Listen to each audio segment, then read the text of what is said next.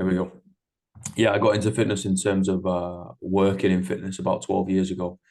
And even such a short time like that back then, it was health and well-being was fitness.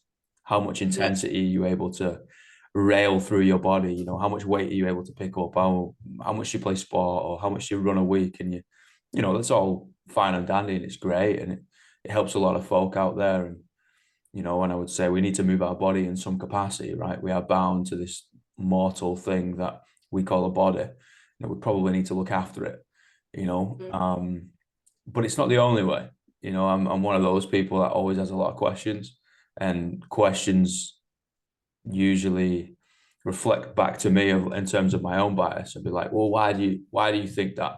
And you only think that because of such and such environment, because of such and such experience, right? And it's like, well, what happens if those two were changed? You know, and somebody else had a different environment and different experience. I was like, well, you'd think something completely different, right? Like, well, yeah, logically would dictate that would be the case. I'm like, great, we'll talk to people who have had those two differences and see what they think. Yeah, I know. I completely agree. I think so. Both of my parents have always been incredibly active. My mom is a personal trainer. My dad is a basketball coach and an athletic director. So I grew up in this environment of exercise and wellness and fitness. And my parents are incredible. But I think that they were born in a different time. They lived in a different time where, like you were saying, it was very like fitness based and like, what can I look like? How strong can I get? All that like weight and whatnot. And so I think obviously they never meant anything by it. And like they were just trying to teach me what they knew was best and like being active and eating right and all of this stuff. And I think in high school, I had a really bad perspective toward fitness to where it became unhealthy to an extent because I was very orthorexic, which is different than anorexia in a sense that like I wasn't starving myself, but I would only eat incredibly, and I'm quoting, clean, raw foods. Like I had to know the calories, I had to know everything about it, which became incredibly exhausting mentally to like constantly be calculating what's going in my body. And then I would spend 2 hours in a traditional gym where I'm on the elliptical, on the treadmill, or running. Sorry, my roommate's dog barks Right, at it's all everything. right. Don't let him do his And thing. yeah, so I like had this perspective of exercise where I spend hours in the gym. I'm like tiring myself out, and then I'm exhausted to do anything else. Like I'm not passionate about anything else because all of my focus, all of my energy is going into like being skinny Yeah. and eating clean, quotes, and working out. And so it wasn't until I found yoga where I really started to understand wellness as a whole and like seeing it as a celebration of my body. Like this is not, I don't even consider yoga like a workout. And you won't catch me in a gym anymore. I don't have anything against gyms and I think they're awesome. Mm. But for me personally, I'm aware of my personality. And so for me, like and I think, moving away from home helped with this too, because I kind of got an opportunity to create my own perspective and my own beliefs and views toward wellness. And so, yeah, I do yoga, I take my dog for walks, and I eat when I'm hungry. So Mm. that's been my new thing. What was it about yoga that initially attracted you to the practice? Yeah, that's a great question. I think I'm a very creative person. I've Mm. always been a little more artsy than not. So I saw that you write poetry. I'm a big um avid reader of poetry, avid writer of poetry. Um so I've always loved that. And I think, and I'm also a crazy music junkie. So between music feels like poetry, poetry is poetry, yoga feels like a physical form of poetry. It's like the poetry of movement to me. And I feel like there's a melody in the movement. And I don't know, I think there's something just so wholesome about it, about the movements. And I don't know, it feels like a dance. It feels like there's constantly something to learn. And then there's also the spiritual aspect. And I grew up in a Southern Christian environment. So I had this foundation of spirituality. And I don't necessarily align with religion in a sense anymore, but I do very much still believe in a divine, in a God. And so having yoga kind of be a catalyst toward like my spiritual journey as well. I feel like when I practice yoga, which now I feel like I'm always practicing yoga because yoga is a lifestyle, it's like mental, physical, and spiritual health just all tied into one beautiful package. So I think that's kind of where I can explain with words my draw toward yoga.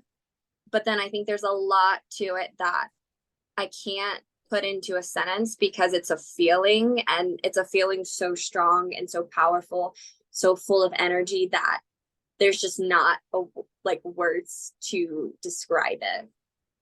Yeah, I think about communication a lot, right? And I think a lot is lost through our obsession through words, whether it's written or verbal, it doesn't really matter, right? Like I think to try and encapsulate the whole human experience in these couple of letters, just put in a specific order and written down on a page or came out of my mouth, right? It's a bit fragile, you know. Mhm.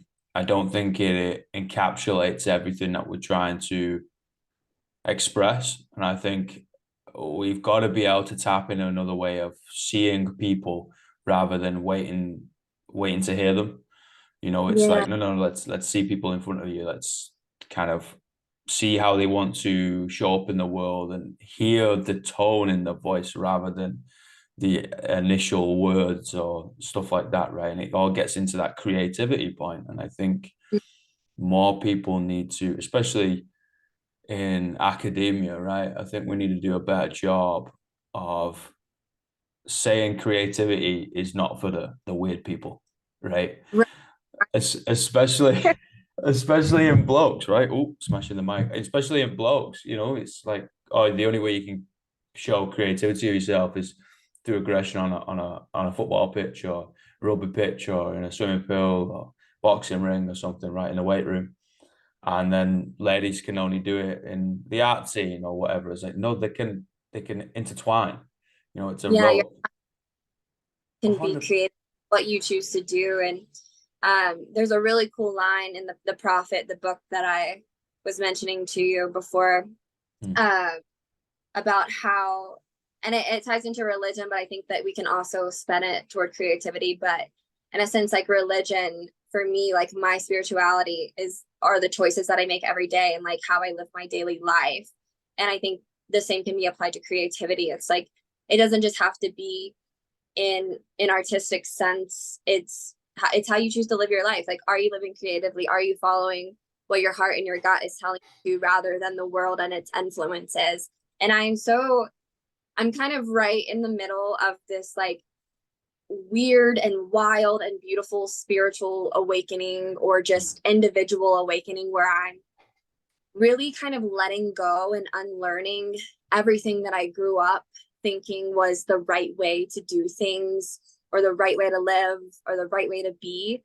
And I'm starting to question everything, and like, what is true, what is right, is truth even real, or is it just the way that I perceive it? And um kind of, I think that is how you live a creative life, is allowing yourself to let go of these chains that you've lived in for so long, and becoming aware to what feels right and true and beautiful for you personally.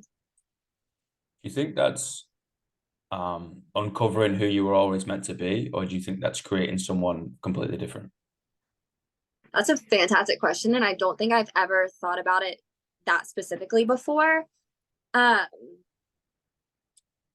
yeah, incredible question. I like, this is kind of my spiritual side leaning, and granted, I may change this answer 100%. tomorrow, Yeah. but current moment right now, Yeah. I think it's uncovering who you are meant to be, because I do believe that each one of us were, however we were created, however you believe that we were created, we're created for a purpose. And maybe that purpose isn't as like grand and, honorable as we would want it to be. Maybe it's just to exist and to have this human experience. But I think we were created with intention, because especially as a yoga teacher, I'm like, everything begins with intention. Everything in the universe begins with intention. So we were created for this specific purpose. But then but then I like am contradicting myself when I'm saying this, is that like, I think in order to live a creative life, like you do have this like free will to invent this version of you, but then maybe that invention is what you were always meant to do. So maybe I don't have an answer for the question. Yeah, maybe it's a little bit of both. Maybe it's like a beautiful combination of both. I think that's healthy. What do you think? I'd like to know your thoughts on it. I don't know, man, because I don't know whether I believe in fate. Okay. In a way I do, but then if we subscribe to the school of thought of everything is already set out, everything is preset, right, and you're just following along blindly. I was like, I don't believe that, but okay, I do believe there are some sort of signposts. And for a long time I did believe that, like, the end point for everybody is already set in stone. And I would say 95% of me still believes that, Okay. Because I came up with a concept of last task, right? Which essentially, like, when you're born, you're all given a set of tasks. And when you complete the last one, you're taken away. You basically die, and our whole life's goal is to pretty much try and find those tasks and complete them. Like my gramps was pretty Christian, and he believed that this world was purgatory. Oh, wow. Yeah, he had a bit of a left field belief. He was a fucking crazy guy. Used to jump out of planes for the army. Went to go work for few different companies and African chiefs in Nigeria. Traveled around solo in Africa. Crazy bloke, right?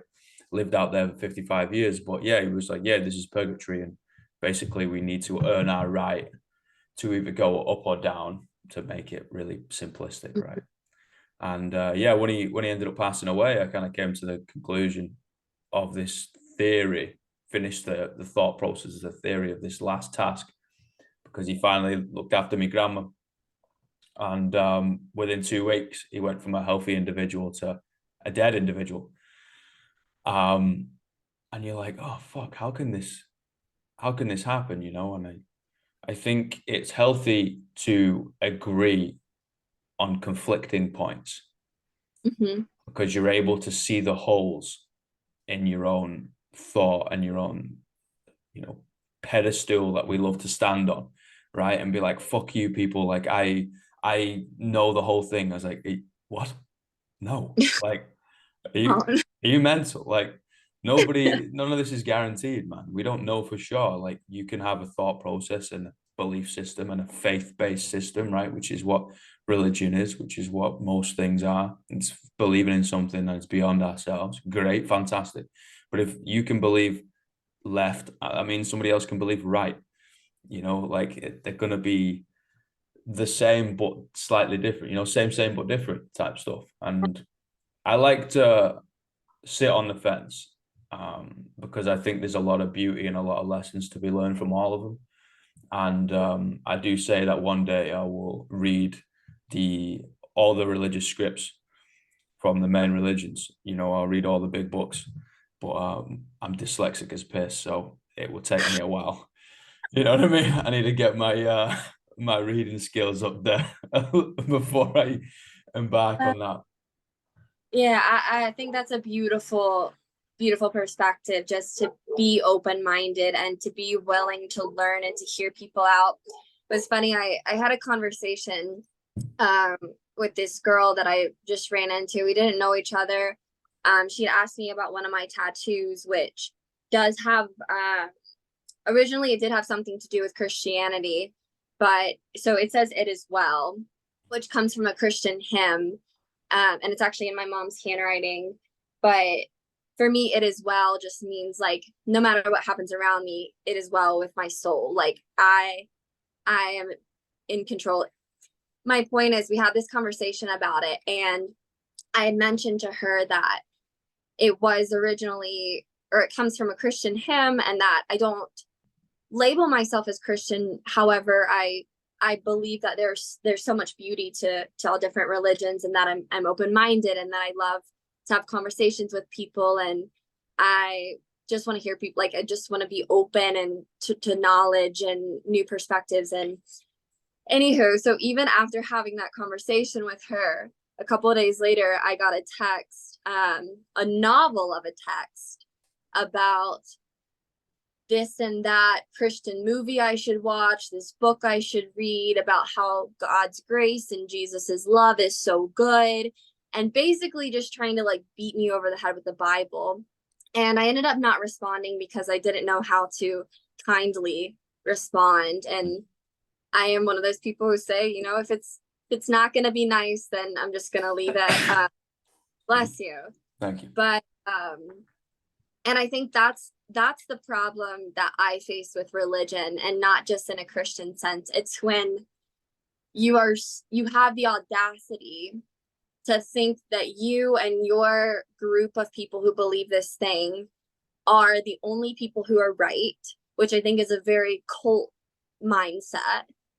And it's just wild to me that you can think you are so right that everybody else has to be wrong, and that your life's mission is to get everybody else to believe what you believe, rather than just having conversations with people and hearing them out and being open-minded and saying, if that works for you, if that makes your life better, amazing. This is what makes my life better, amazing. Like, we can still be friends. And yeah, so I think my issue with all kinds of beliefs is when their entire life mission is to get everybody else to believe what they're believing, rather than just to like let it be and let people be happy. Yeah, So man. I think a beautiful common trait that we all share is curiosity. You know, some just blunt it more than others. And I think if we just asked more questions and be open to it, you know, we'd progress way further, you know, and we'd collaborate rather than cause conflict. And right. I think most of the time, in fact, I, I think most of the time, if not all the time, the answer is in front of you. We just have to figure out the right question. You know, Mm-hmm. I kind of do subscribe to the physics school of thought of the answer is the universe. We just have to figure out the question to ask it. You know, and I take that and be like, okay, well, that could be the same in fitness, spirituality, you know, relationships, friendships, whatever, right? Business. I was like, oh, okay, that's the answer. But I don't understand the answer. So I got to figure out the right question to ask it. So then it all makes sense.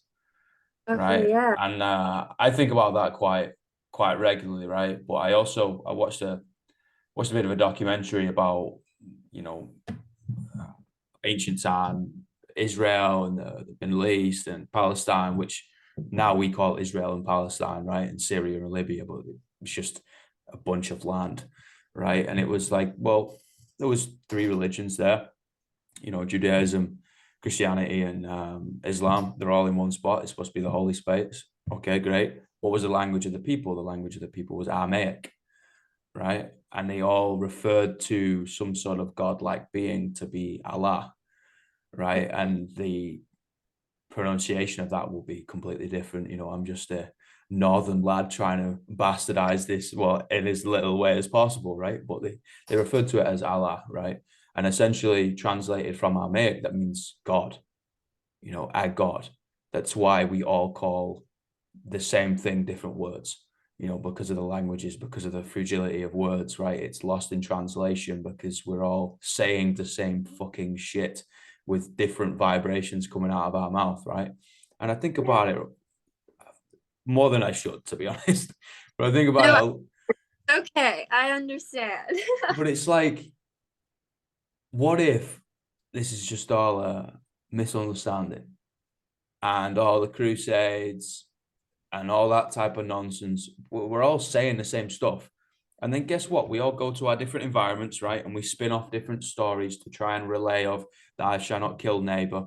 You know, if you've got a neighbor and they're a happily married couple, probably don't try and fuck one of them. Don't steal from them. Simple Yeah, stuff, right? You're like, this is probably not wise, right?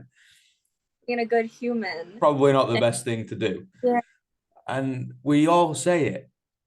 And then eventually everybody throws a bit more onto it and a bit more onto it. And then 2000 years later, we're still yes, fighting. it's going to be it's Chinese whispers. It's going to be a bit Yeah. bastardized, but there's still beauty in there, There's still a lot of lessons. There's still a lot of beauty Yeah. within those pages. And can we not just take that and be like, well, that kind of seems a little nuts. I'm not going to do that one. Yeah. I don't know. Remember taking a class in college. I studied English and history in college. One of my history classes, we were learning about the Crusades and how that's when the Christians and the Muslims had all those wars about the Holy Land. It was the Muslims, right? Am I remembering correctly? And I remember just being so confused because then we went and read some of like Muslim texts. And of course, I know a good bit of Christian texts just from growing up in that environment. And the stories are so similar and they're so similar. And the teachings are so similar. And I'm like, wait. So they're killing each other over this piece of land instead of just following these texts that they're apparently so committed to. I just think a lot, granted, I'm not the president. I'm I don't have the authority to make these decisions, and I'm sure it's a lot more difficult than I'm making it sound.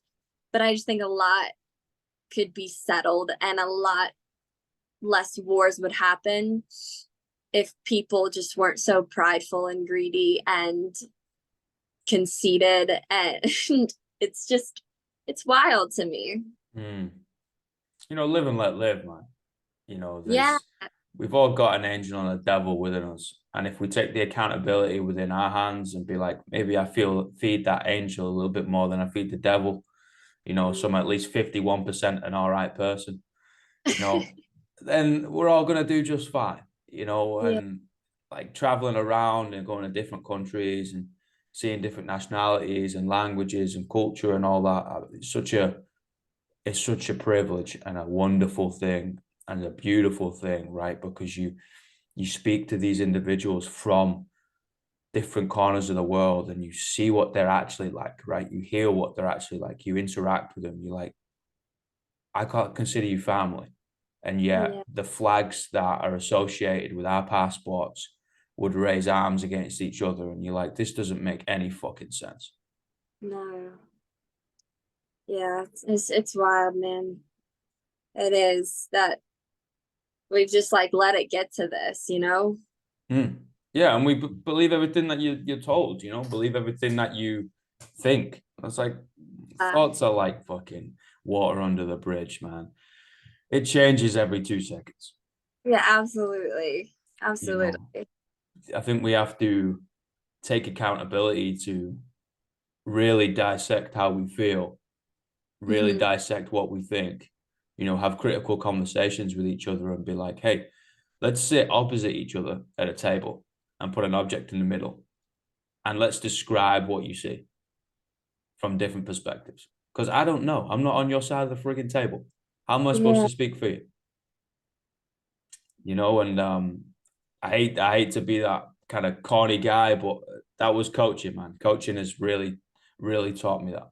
You know, you get 16 people come into a room, and you know they place the trust of their physical and mental health for an hour in your hands, and you could know all the things in the world, but you're not going to know how they feel. So you just got to talk to them. Yeah. Hey, how you doing? You know, how's your mom? I know she's in, you know, rehab or something. I know your dog just died, but talk to me. How's things? You know, just the cooperation between people. It's such a powerful thing, right? I'm not really political. Fuck, do you think? What? I don't know. I'm blonde. Like I'm gonna make a lot of wrong decisions, you know. Yeah. But person to person, you got so much power because you got power over you, and that's the only power that you need. And a lot of the time, that's too much. You know, it's just hey, let's figure out what we need to do here. Let's figure out the best things that we can give back, and let's try and do that. Yeah. I don't know, No, I just an love that. idea. Just an idea. Let's call the president. Yeah. Or whoever. What are your leaders? I don't know. Oh, I need, speaking of culture, I need to learn more about other cultures. I don't talk to those people, man. I don't give a fuck. Like, you do your thing. I'll go talk to the homeless out on the street. Like, it's way more entertaining. Yeah, absolutely. Hope I got three questions. All right, ask me. What's the greatest piece of life advice you've ever received? Oh my goodness. Um, my dad's told me this since I was little. He said, and I think somebody else said it and he just used it, some like popular person, but he says you can't become who you're meant to be by remaining where you are. And I Mm. think that's beautiful because I've just always carried that with me of you can't become who you're meant to be by remaining where you are, and where as in location, but then also as in mindset. Like you can't stay in the same place and expect to become this highest version of yourself. Like you're always growing, you're always evolving, you're always changing, you're always moving, whether that be mental or physical, making these changes, making movements. So yeah, you can't become who you're meant to be by remaining where you are. I like that one a lot. Yeah.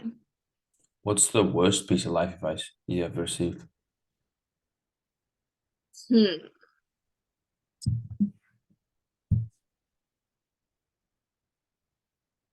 I would say that it's not like a quote or words, but when I was growing up, I did gymnastics. So that was from like age 7 to like 12. So like 5 years of my life. So 7-year old to 12-year old. And I remember the higher I got up into like the levels, I started having to keep a food chart and they would have me track my food. And all of it was about like, well, they would tell us that it was about, like staying, like giving ourselves the right nutrition and all of this stuff.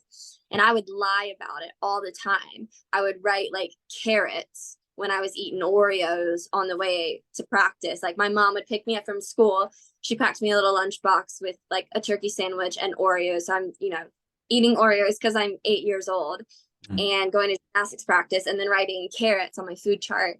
And I think that in a way, like they were trying to like give me life advice of like how to be healthy, how to be, do well for your body. And then in reality, I'm lying about what I'm eating. And so food becomes this like enemy in a sense. I have to lie about it. I have to be secretive about it. Like I think that's where like a lot of the stuff that I struggled with in high school kind of started building. So yeah, I guess to like compress that in a way that answers your question, it's like the life advice they were trying to teach me was how to be healthy. Yeah. And it just created this terrible relationship with food. Yeah, and So then going back to earlier conversation, right, with orthorexia, that's legit. You know, it's something that's swept under the rug a lot. It's like, oh, it's not anorexia. I get out of here. It's like, no, Yeah. it's still there, dude. You know, like that's still a big issue. And a lot of ladies and men struggle with that. You know, so Mhm. yeah, I got a good friend of mine, Jason Wood. He wrote a book about it, of the male perspective going through that, called "Starving for Survival," and it's a great book, man. You know, Yeah. it's really cool that it gained a little bit of traction. You know, of like, well, let's help a lot of folk who may have been or still are going through something like this. You know, let's turn the page rather than, no, it has to be a meal plan and all this through sport, right? It's like, nah, there's different ways, different body types, different things are going to work, guys. Yeah, no, that's the thing. Like the guys struggle with it too. I think we all think that it's like just a female issue, but Mm. like it's a human issue Human issue. because all like have this desire to meet expectation, and we base our worth on physical qualities. And yeah, and so especially people in who are interested in health and wellness and fitness and sport, and yeah, it becomes this like, oh, like my worth and how good I am depends on what I'm eating and how often I'm working out. And then it becomes obsessive, then it becomes unhealthy. Yeah. And yeah, so Yeah, I agree. Last question. What are the all three right, words you tell your younger self?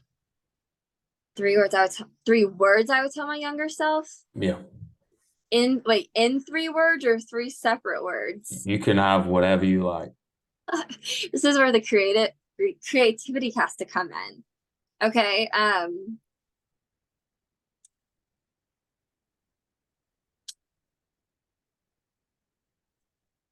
Stay curious. Mm. Okay, that's two. That takes up 2 words. Stay curious. Now I gotta think of a really good one worder. Um, stay curious, breathe. Mm. As I always tell myself, if I would just take 6 deep breaths, like I'm in a bad headspace or I'm tempted to do something that's not gonna benefit me in the long run, take 6 deep breaths, you'll change your mind. Mm. Because 6 deep breaths resets the nervous system, resets your brain. You can see things from the future perspective than you did in that present moment when you were going to make a decision that was going to harm you in the long run. So stay curious, breathe. I like that a lot, man. Oh, thank Yeah. you so much. This has been an honor, a privilege. Oh, same here. Same here. I appreciate you. I appreciate talking shit, you know, and hearing a different perspective from over the pond. Yeah, absolutely. Mate, we'll have to You do it too. again sometime. You're more than welcome. Seats always at the table. I'd love to. I'd love to. I'll let you All know right. if I'm ever knocking around in Colorado. All right. Yeah, absolutely. I'll let you know if I'm ever over the pond. New Zealand, Manchester, wherever you end up, I'll I'll be let you know. somewhere. I'll be dotting around in like Uganda. Like, what the fuck are you doing over All there? right. I was like, I don't know. I got All on the right. wrong plane. All Mate, right. you have a good day and we'll speak soon. Sounds good. All right, mate. Take it easy. Bye. Bye, everybody.